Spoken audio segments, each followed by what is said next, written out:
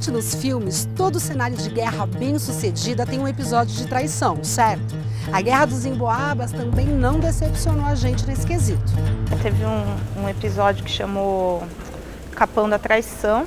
Segundo a versão mais aceita entre os historiadores, porque a falta de registros oficiais na época dificulta um pouquinho a precisão do local, de números, mas aparentemente num capão próximo daqui, entre São João del Rei e Tiradentes, aconteceu um encontro entre um grupo de paulistas que ainda estavam por ali em desvantagem, a maioria deles índios, com o líder dos Emboabas. Esse cara prometeu que deixaria todo mundo sair vivo caso eles entregassem as armas. Gente, eles entregaram. Os Emboabas disseram que eles podiam largar as armas, que eles iam ter livre trânsito para ir embora, que as vidas iam ser poupadas. E ok, eles muito ingênuozinhos acreditaram, largaram as armas e morreram todos. Foram 300 paulistas mais ou menos que morreram nesse episódio. Com isso, os Emboabas que eram ligados aos portugueses tomaram a administração do ouro. Os paulistas que restaram foram mais adiante para a entrada no território para descobrir novas minas. Então daí você tem também um povoamento mais para o centro-oeste, já que eles foram expulsos de lá. E aí a gente tem de novo a questão do ouro redefinindo o território nacional. Já deu para adivinhar o resultado, né? É claro que foi um tremendo de um massacre. E aí, diante dessa situação, Portugal decidiu que precisava unificar esse povo. Então eles criam, em 1709, as capitanias de São Paulo e de Minas do Ouro, e colocando assim Minas pela primeira vez no mapa.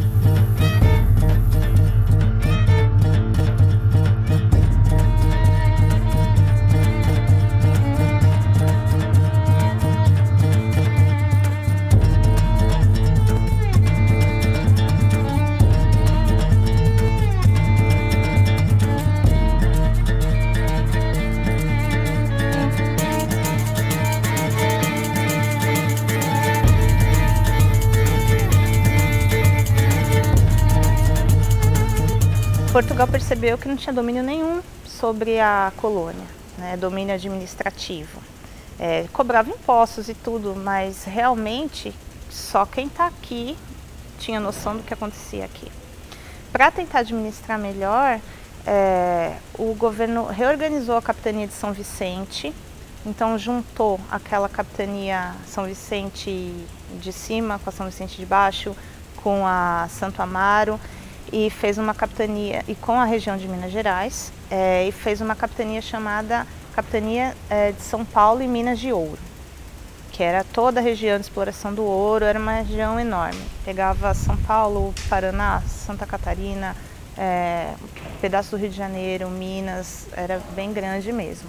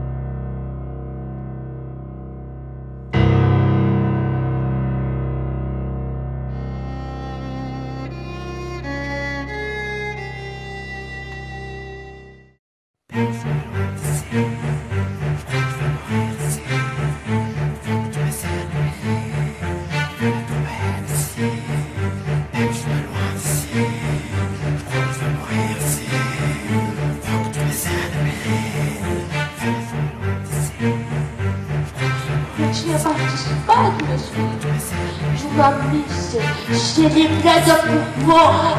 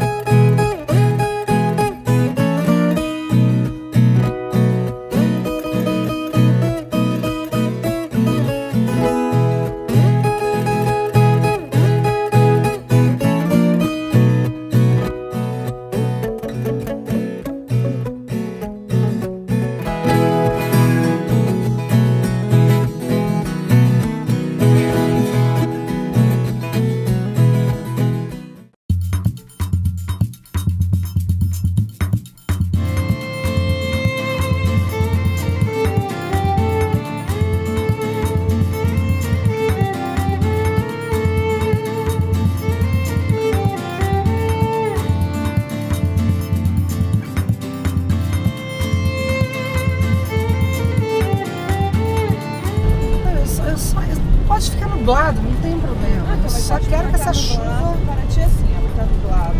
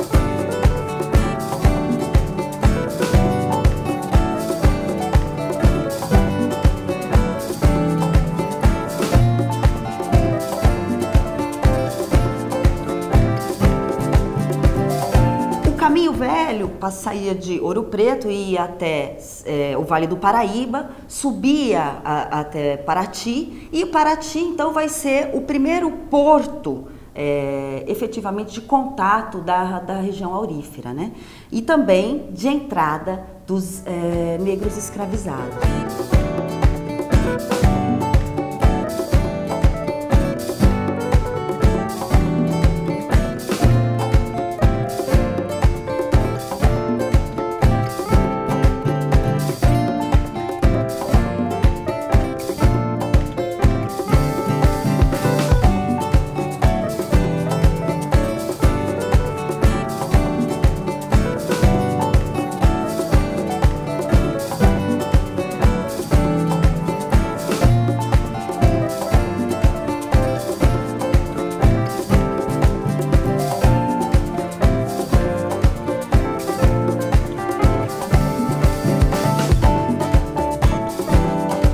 Isso aqui é um paraíso, né? Mas olha só, presta atenção.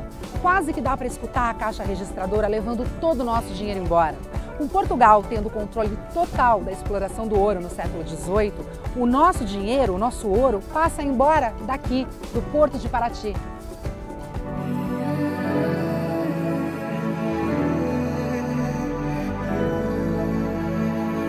Então você tinha toda essa parte da comercialização desse ouro saindo pelo porto da região de Paraty, a princípio, depois pela própria Baía de Guanabara.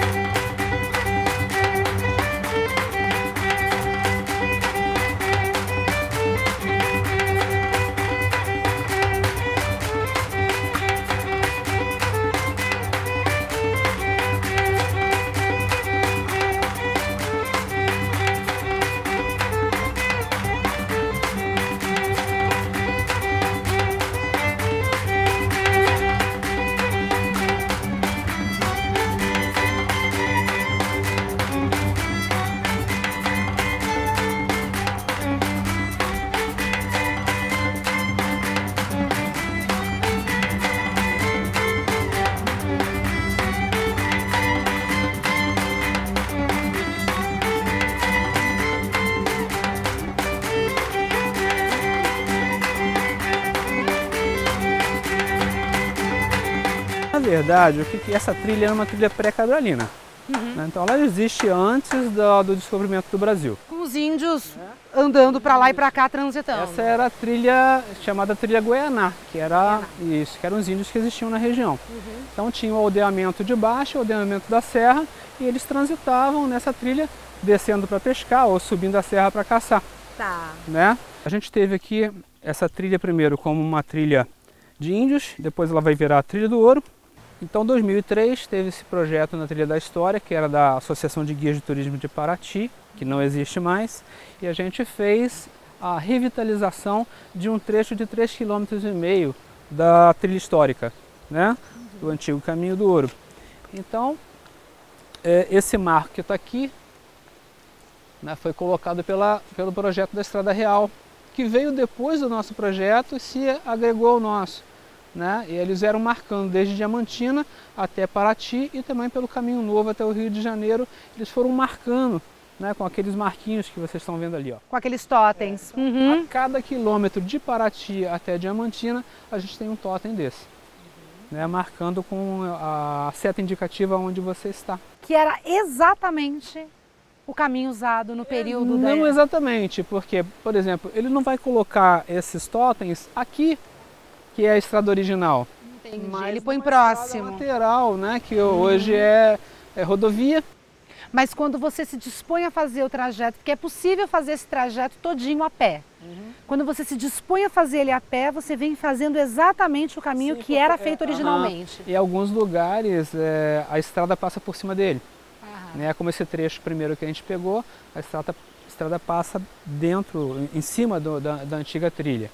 E chega aqui, ela se divide. O pessoal costuma fazer assim, que Paraty nasceu porque do ouro. Não, Paraty existe antes do ouro. Então a gente tem documental, fala-se de 1600 com a chegada de colonos vicentinos para essa região.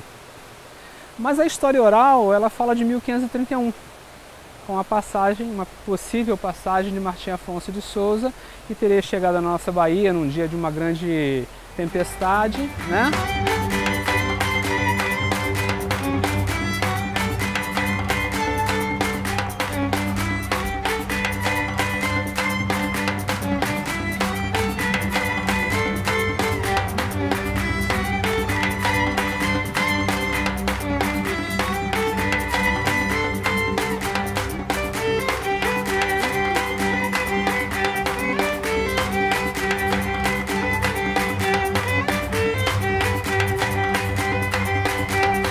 preparou para se abrigar dessa tempestade. E aí fundou no alto do morro, onde é o Morro do Forte hoje, uma capela para São Roque. E dali vai surgir a primeiro povoado. Então isso é história oral, não existe documental. Mas estudando isso, indo nessa linha, eu descobri alguns fatos que realmente dizem que possivelmente Martim Afonso realmente passou por aqui. Quem descobre os grandes filões de ouro na região da atual Minas Gerais são os bandeirantes de São Paulo. Né?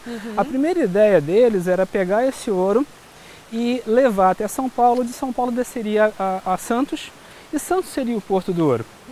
Acontece que no meio do caminho da trilha dos bandeirantes tinha uma trilha que descia ao Porto de Paraty, né? Que é a trilha Guaianá, que vai virar então o caminho do ouro. E eles entenderam que era mais fácil, mais perto. Era mais perto e a condição geográfica de Paraty possibilitava uma defesa que o Porto de Santos não tinha. Né? Santos tinha uma baía muito profunda que facilitava aqueles navios piratas de grande calado chegar próximo e ofender a vila com artilharia de canhões. Em Paraty não tinha essa possibilidade. Nós somos uma baía muito fechada, fácil de ser protegida, né? Para completar isso ainda foram construídas 7 fortificações, né, para a defesa da baía, e a baía era muito rasa. E isso fazia com que qualquer navio que tentasse adentrar encalhasse. Então eles tinham que fundear o barco fora da baía e tentar entrar na baía com barcos menores. Essa descoberta de ouro na região das Minas, no final do 17, vai fazer com que toda essa possibilidade geográfica de defesa de Paraty vai fazer com que Paraty se torne o Porto do Ouro. Né? E começa a descer o ouro para Paraty, e em 1703 é feito o calçamento da serra, que é essa estrada que a gente está conhecendo agora. E aí agora esse é o calçamento original. Esse é o calçamento da... Como eram mulas, né? Eram mulas. Mas eu já ouvi dizer que não eram cavalos, porque cavalos não aguentariam, eram realmente... tinha que ser os moares mesmo, os que estavam preparados para a subida, para tração. Mas as patas aguentavam? Tinha que aguentar, né?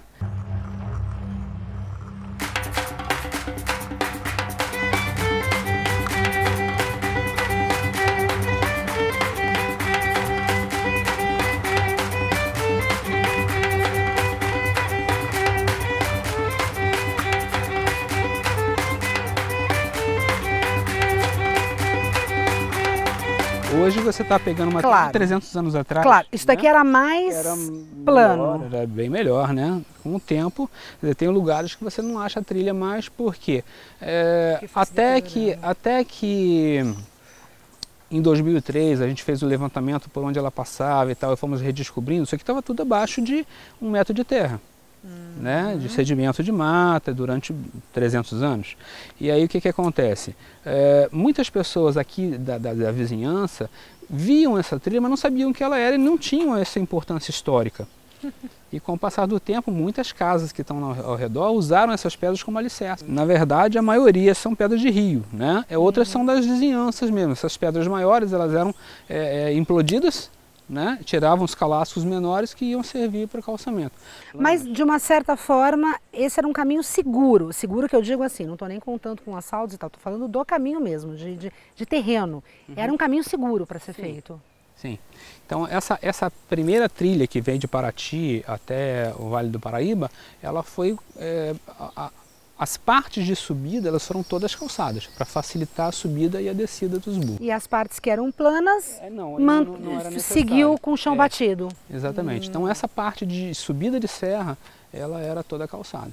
Entendo. Tá? Então você vai passar daqui para Diamantina, você vai passar em estradas de terra, por onde passou o caminho realmente. Né? Passa dentro de fazendas e tal, mas também passou o caminho lá. Mas não era necessário calçar, porque não era uma subida, era plana. Não tinha risco de escorregar. Né? E mesmo nessa, por exemplo, a condição, vamos imaginar aqui, a gente está na Serra do Mar, onde tem uma condição de chuva muito grande, né? Chuva orográfica, soprada para cá, e acumula e cai aqui. Então, para evitar que esse trabalho todo fosse desmoronado com a ação do tempo, com a ação da chuva, eles tinham um tipo de engenharia que eles criavam umas canaletas. Então a chuva vinha e descia para fora da trilha e não fazia a retirada das pedras, não erodia, né?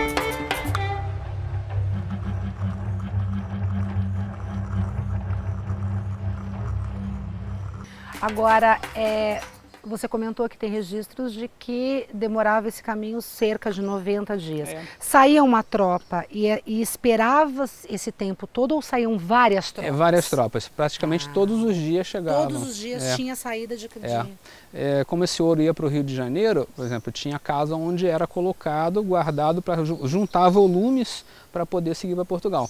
Senão ficaria caro também. Então o que acontecia? Muitas dessas caixas, quando elas eram abertas em Portugal, ao invés de ouro, tinha pedras. Já tinha sido levado. Isso. Lá no alto do morro, a gente tem um lugar que a gente chama de Parque das Nações, que era, parece, o último acampamento deles antes de chegar na cidade. Né? E acima do Parque da Nação tem uma estrutura lá que é a antiga Casa de Quinto.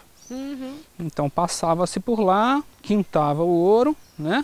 E a partir de então esse ouro ficava o imposto na Casa de Quinto.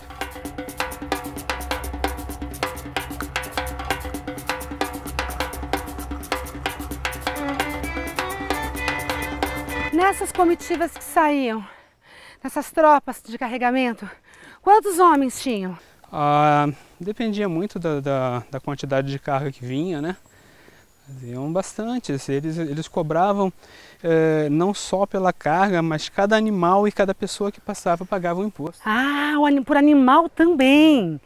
Logo mais acima tem um lugar que a gente chama de Sete Curvas, né, que acima tem uma rocha que dizem que era esconderijo de um dos bandidos da região, o Boca de Ouro.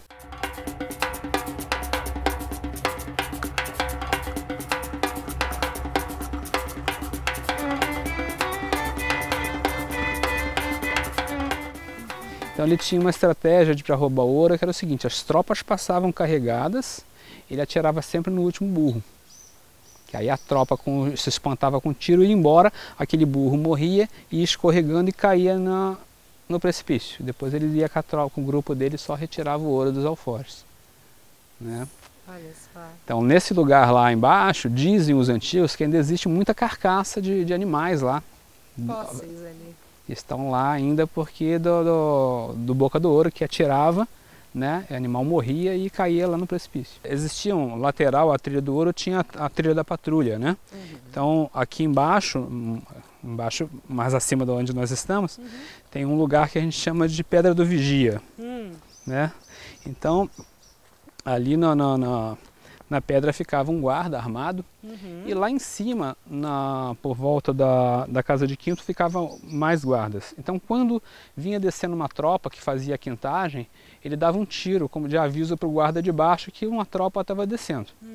Então ele tinha um tempo, do tiro até ele tinha um tempo para essa tropa passar. Se não passasse dentro desse tempo, sabia que foi pego. Pode ter sido atacado ou de repente, né, não sabe o que aconteceu, né? Então o cara vinha, ele sabia que na frente tinha uma casa de quintal, ele separava uma parte desse, passava para a costa dos escravos, o escravo tentava burlar a fiscalização passando por dentro da mata e saindo depois da casa de quintagem. Entendi. Né? Se o cara conseguisse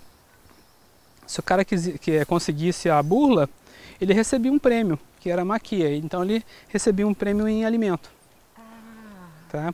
Porque ele conseguiu passar sem fazer o pagamento. Não era a riqueza pela riqueza, era a necessidade. Normalmente era farinha, sal, né, carne seca. Estamos pisando em 300 anos de história, isso até arrepia, é muito bonito. Imagina quantas pessoas, né, trabalharam nisso, sofreram, carregando essas pedras, trazendo para cá, sentando no chão. Né? Quantas pessoas morreram por ataques.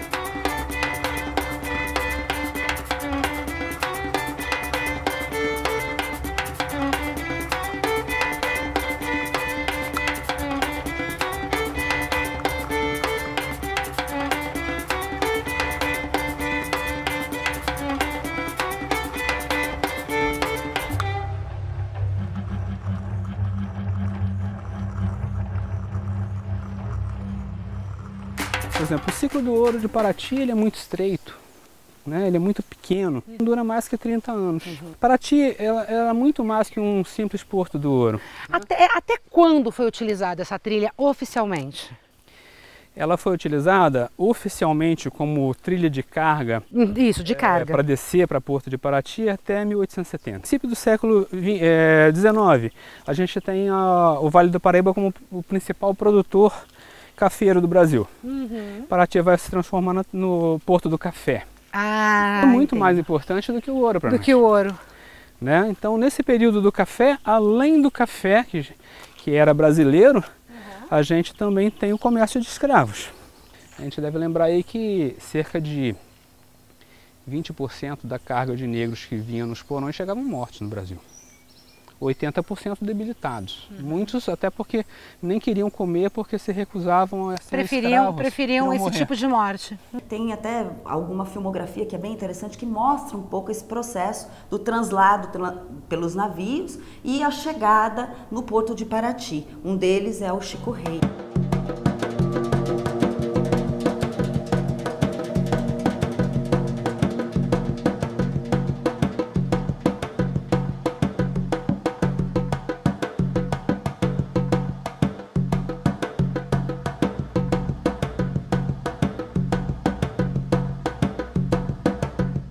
Mostra esse processo e a entrada do caminho das pedras, né, que é um caminho de pedras bem antigo, um caminho que vai atravessar 700 quilômetros, né? Então, você imaginar um navio com 200 negros que conseguiram sobreviver a toda uma viagem tão difícil, tão penosa, e a terem de atravessar, adentrar o sertão por meio de caminhada, né, e muitas vezes de forma hostil, caminhar pelo meio do sertão por 700 quilômetros. Quando chegavam em Paraty, aqui existiam as fazendas de engorda.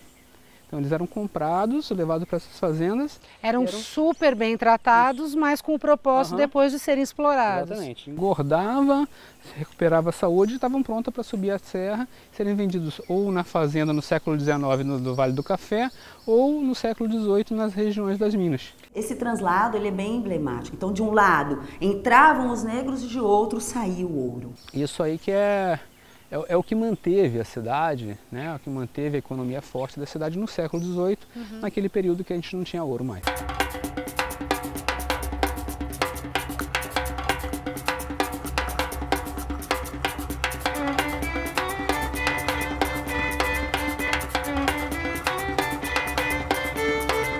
Né? Então Paraty ela evolui economicamente muito rapidamente nesse período do século XIX.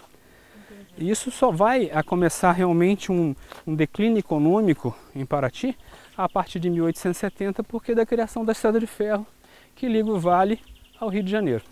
Paraty perde o café, logo depois vem a abolição da escravatura. Perde também então a questão do comércio de homens escravizados. Exatamente, e aí a cidade vai à falência. Certo. Alguns historiadores sustentam que nós tivemos um declínio econômico bastante forte no século XVIII com o fim do Porto de Ouro. Eu acreditei nisso durante muito tempo também. Até que numas pesquisas, né, durante umas pesquisas que eu andei fazendo, eu encontrei uma carta de 1717, do escrevente da missão do Conde de Assumar. Então, Dom Pedro tinha vindo para cá para assumir as capitanias de Minas e São Paulo. E ele parou em Paraty durante uma semana para descanso. E durante esse estado em Paraty, o escrevente dele deixou uma carta dizendo que tinham encontrado em Paraty cerca de 40 a 50 casas baixas. Né? Então isso em 1717, pleno ciclo do ouro, saindo por Paraty. Eu acho um número bastante pequeno. Vamos dizer que ele tem errado aí em 10, 20 casas. Tá. Né? Então teríamos aí de 40 a 50, 60 a 70 casas. Perdemos o ouro por volta de 1730 a 35. Quando chegou em 1795, a gente não tinha entrado no ciclo do café ainda. Mas Paraty tinha 395 casas. 35, o que aconteceu nesse ato? 35 eram sobrados, que era símbolo de poder econômico. E a gente não tinha entrado no ciclo do café ainda. Então onde está a queda econômica? Não existiu. Não existiu. Ou se existiu, não foi suficiente para abalar a cidade da forma como estavam falando. Porque Paraty era um porto negreiro muito forte. Então a riqueza que rodava aqui, além de todos os gêneros que eram vendidos, né, que não era o ouro, que era só passagem, era também o comércio negreiro. Vocês têm ideia de quanto de ouro passou por aqui só no século XVIII? Quantas toneladas foram? Então, vocês lembram de Serra Pelada? Pelada, claro. Então, a Serra Pelada produziu 250 toneladas de ouro durante o período dela de funcionamento. Isso aí foi... 250 toneladas. Só no século XVIII passou por essas trilhas 900 toneladas de ouro, fora as pedras preciosas. Tá brincando. É muito ouro, né?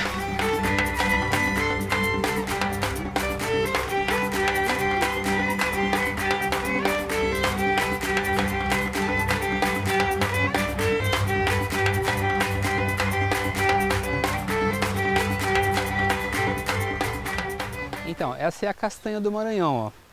É uma árvore que a gente diz que faz a cerca ecologicamente correta, né? Então, cada galho, cada moeirão desse de cerca, quando você coloca no chão, ela vai enraizar e vai rebrotar virando outra árvore, né? Então, ela dá uma castanha verde, mais ou menos desse tamanho. Que bonito. E o caroço dessa castanha é que é a comida dos papagaios, araras, periquitos, né? Então, se fizer vários moeirões para formar uma cerca, colocar esse tipo de madeira, vai ser uma cerca de árvores futuramente. Completamente sustentável, que coisa bonita isso.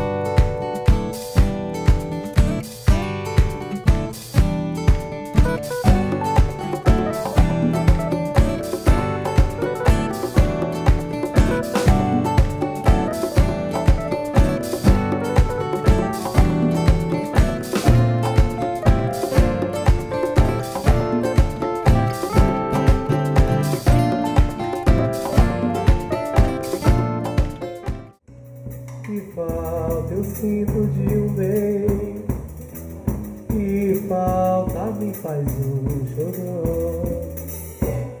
Mas como eu não tenho ninguém, eu levo a vida assim tão só. Entre Ouro Preto e Paraty, o carregamento de ouro levava mais ou menos uns 3 meses. Então, além de demorado, o percurso também não era um dos mais seguros. Era muito comum ter assalto no meio do caminho.